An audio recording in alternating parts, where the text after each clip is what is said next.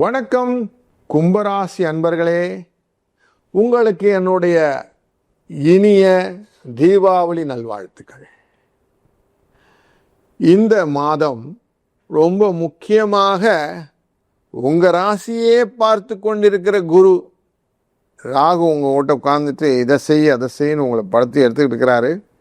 பண்ண முடியாமல் கண்ட்ரோலில் இருக்கிறீங்க. திங்க் பிக் அப்படிங்கிற விஷயங்கள் உங்களால் பண்ண முடியல. எதையுமே மாற்றி யோசிக்க வேண்டிய எண்ணங்களெல்லாம் குரு கண்ட்ரோல் பண்ணிட்டு இருக்கிறாரு.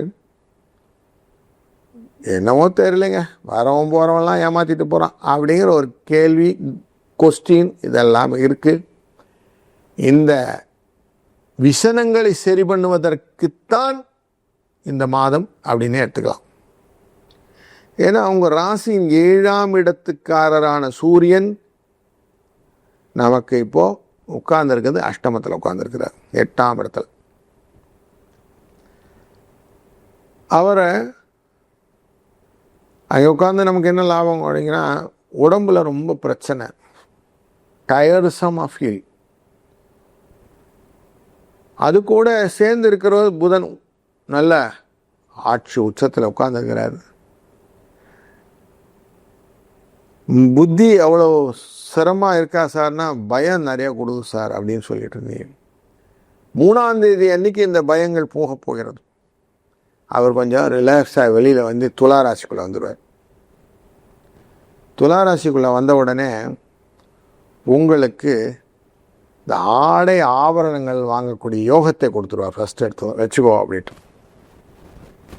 எல்லாத்தையும் பிளாங்காக கிடைக்குமா? அங்கே செவ்வாய் உட்காந்துருக்கிறாரே, அதனால் கொஞ்சம் காரிய தடையுடன் நடக்கும். குருவின் பார்வை இருப்பதனால கன்ஃபார்மாக ஒரு நல்ல ஆடை ஆபரணங்கள்லாம் வாங்கக்கூடிய யோகம் உண்டாகிறது. குழந்தைகள் விஷயத்திலையும் குடும்பத்தில் சுக விஷயங்களும் சுப விஷயங்களும் நடப்பதற்கான வாய்ப்புகள் உண்டு. புத்தியை நல்லா செலவு பண்ணுவீங்க, நல்லா கேபிட்டலைஸ் பண்ணிக்கணும் அப்படின்னு எண்ணம் வரும். அந்த எண்ணத்தினால நல்லதாக நடக்கும். 10ஆம் தேதி அன்னைக்கு சுக்கிர பகவான் உங்களுடைய ராசியின் 7ஆம் இடத்துலேருந்து 8ஆம் இடத்துக்கு போய்டுவார். 8ல் போயிட்டான்னு என்ன சார் ஆகும்? ஒன்றும் பிரச்சனை இல்லைங்க. நல்ல அந்யோன்யமான தாம்பத்தியம் எல்லாம் நல்லாயிருக்கும், கவலைப்படாதீங்க. கலத்திரத்து மேலே இருந்த உடல் உபாதைகள் சீர்ந்து விடும். அவங்களுக்கு உடம்பு சரியில்லாமல் போச்சு இல்லைங்களா, அதெல்லாம் சரியாக போயிடும். வெற்றி தடைகள் எல்லாம் இருந்ததில்ல, வேலையும் போது பாருங்கள் சார், செய்யணும்னு போகிறேன் சார், கிட்ட போகிறேன், வேலை செய்ய முடியல சார், இனிமேல் எல்லாம் சரியாக போச்சு, கவலைப்படாது. செவ்வாய் 9ஆம் இடத்துல அமர்ந்திருக்கிறார் அப்படின்னு பார்த்தோம். காரிய தடைகள் எல்லாம் கொடுத்து கொண்டிருக்கிறார். சுக்கிரன் குருவால் பார்க்கப்படுகிறார். இந்த குரு மிதுன ராசியிலிருந்து கடகராசிக்கு அதிசாரமாக போகிறார். அவர் அப்படி போகிறதுக்கு முன்னாடியே 17ஆம் தேதி அன்று சூரியன் அஷ்டமத்திலேருந்து மூவாயி அவர் 9ஆம் இடத்துக்கு வந்து உட்காந்துருவார். மனதிலே முயற்சிகள் எப்பவும் வெற்றிகளை கொடுக்குமா அப்படிங்கிற எண்ணத்தோட வேலை செய்யணுமா வேணாமா அப்படிங்கிற எண்ணத்தோட புஷ் அப்படின்னு இருக்கும். அந்த புஷ் இல்லாமல் நம்ம லைஃப்பில் ஓடிட்டுருக்கோம். இந்த சினாரியோவில் தான் அதிசாரமாக கடகராசிக்குள்ளார குரு உள்ளே வரார். இந்த குரு உள்ளே வரக்கூடிய சூழ்நிலை உங்களுடைய எதிர்பாராத செலவுகளை கொஞ்சம் கண்ட்ரோல் பண்ணும். ஃபஸ்ட்டு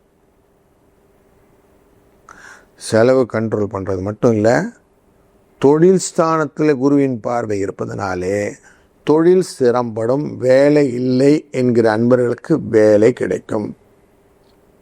இடமாற்றங்கள் வேணும் அப்படின்னு கேட்டாங்க இல்லையா, இடமாற்றங்கள் கிடைக்கும்.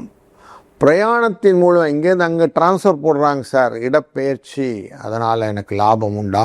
உண்டு. தொழிலிலே கொஞ்சம் முன்னேற்றம் காட்டும். அதுபோல் உங்களுடைய குடும்பத்தில் நிறைய குழப்பம் இருந்துச்சு.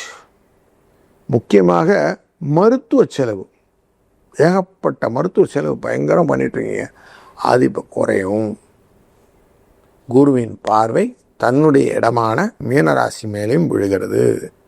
அதனால் அதெல்லாம் குறையும். மண் மனை வாகனம் அப்படிங்கிற யோகம் எப்படி இருக்குன்னா, ரிஷபராசி மேலே செவ்வாயின் பார்வையும் சனி பார்வையும் இருக்கிறது. அதனால் அதுவும் விஷயமா இருக்கும். சனி இப்போ குருவால் பார்க்கப்படுகிறார். லாபஸ்தானமான தனுசு ராசியும் பார்த்துக்கிட்டு தான் இருக்கிறாரு. அதனால் உங்களுக்கு லாபங்களும் பெருகுவதற்கு வாய்ப்பு உண்டு. அஷ்டமத்தையும் பார்க்குறார், லாபத்தையும் பார்க்குறார். அப்போ உங்களுக்கு லாபம் வருவதற்கும் வாய்ப்பு உண்டு. ஏன்னா உங்கள் ராசிநாதனே தானே. ஆனால் உழைத்தால் பணம் அப்படிங்கிறத கன்ஃபார்ம் பண்ணுறார் சனி பகவான். 24 புதன் மூவாயு விருச்சிக ராசிக்கு வந்துடுவார்.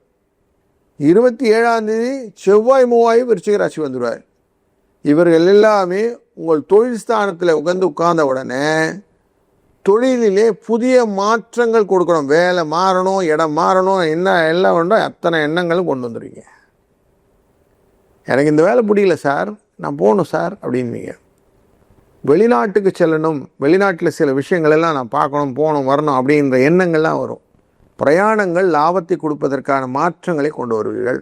ஒரு எச்சரிக்கை, நிறைய நேரம் கண் விழித்து செய்யக்கூடிய வேலைகள் மட்டும் கொஞ்சம் பார்த்து செய்யுங்க. கண்ணெல்லாம் பூத்து போயிடும். அதெல்லாம் உட்காந்துருக்குதுல 9ஆம் இடத்துல உட்காந்துருக்கிற குரு உங்களுடைய சுறுசுறுப்பை அதிகப்படுத்தி சூட்டை கிளப்பி விட்டுருவார். அதனால் கொஞ்சம் எச்சரிக்கையாக இருங்க.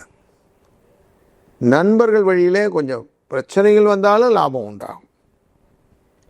வீட்டிலையும் சில இடத்துல கலகலப்பு, சில இடத்துல கைகலப்பு. அதனால் கொஞ்சம் எச்சரிக்கையாகவும் இருக்கணும். ரொம்ப அப்படியே எனக்கு எல்லாம் அவுத்து விட்ட மாடுன்னு சொல்லுவோம், அந்த மாதிரிலாம் இருக்கக்கூடாது. கொஞ்சம் கண்ட்ரோல்டாக வேலை பண்ணிங்கன்னா டெஃபினட்டாக யூ கேன் ரீப் த பெனிஃபிட் இந்த அக்டோபர் மந்த். இல்லைன்னா கொஞ்சம் இந்த மாதம் எப்படியோ 10ஓட 1 போச்சுன்னு போயிடலாம். ஆனால் இந்த குருவின் பார்வை இந்த 2ஆம் வீட்டில் விழுவதனாலே அப்படி எடுத்துக்க முடியாது. உங்களுக்கு லாபம் கன்ஃபார்மாக வரும் அப்படிங்கிற இன்வெர்டட் கமாக்குள்ளே போட வேண்டிய விஷயமாக அமைகிறதுனால உங்கள் மனசில் கொஞ்சம் திருப்தியும் சந்தோஷத்தையும் கொடுக்கக்கூடிய மாதமாக இந்த மாதம் அமையப்போகிறது. இந்த மாதத்திலே நீங்கள் ஜெய் ஸ்ரீராம் அப்படிங்கிற மந்திரத்தை அடிக்கடி சொல்லிட்டே வாங்க. குருவின் அருளாலே உங்களுடைய வாழ்க்கையிலே நீங்கள் நினைத்த போல் நடக்கப் போகிறது. நல்லது நடக்கும், நல்லதே நடக்கட்டும். வாழ்க வளத்துடன். நாம் அக்டோபர் மாதத்தினுடைய பலன்களை துல்லியமாக கணிக்க இருக்கிறோம். எல்லா ராசிக்கும் இந்த ராசிக்கு கணிப்பது அப்படிங்கிறது குரு எப்படி மூவ் ஆறார் அப்படிங்கிறத பார்க்குறோம். சூரியன் எப்படி மூவ் ஆறார் பார்க்குறோம். செவ்வாய் எப்படி மூவ் ஆறார் பார்க்குறோம். குருங்கிறவர் வருடக்கோள். இந்த செவ்வாய், சூரியன், புதன், சுக்கிரன் இவர்களெல்லாம் மாதக்கோட்கள். இவங்கெல்லாம் எப்படி மூவ் ஆறாங்கன்னு பார்ப்போம். ஆனால் ஒவ்வொருத்தருக்கும் தனிப்பட்ட ஜாதகம்னு ஒன்று இருக்குது இல்லைங்களா. அந்த ஜாதகத்தில் லக்னம் அப்படின்னு வச்சுருப்பான், லான்னு போட்டிருப்பாங்க. அப்படி லக்னத்தின் அடிப்படையில் பார்க்கும்போது இன்னும் தெளிவாக உங்களுடைய ஜாதகத்தை நம்ம கணிக்க முடியும். அப்படிங்கிறதுனால இந்த காணொலியை பொது ஜாதகமாக பார்த்து விடுங்கள். உங்களுடைய தனிப்பட்ட ஜாதகம் பார்ப்பதற்கு அவசியம் எங்களுடன் தொடர்பு கொள்ளுங்கள். எங்களால் இயன்ற உதவியை உங்களுக்கு செய்கிறோம். வாழ்க வளத்துடன்.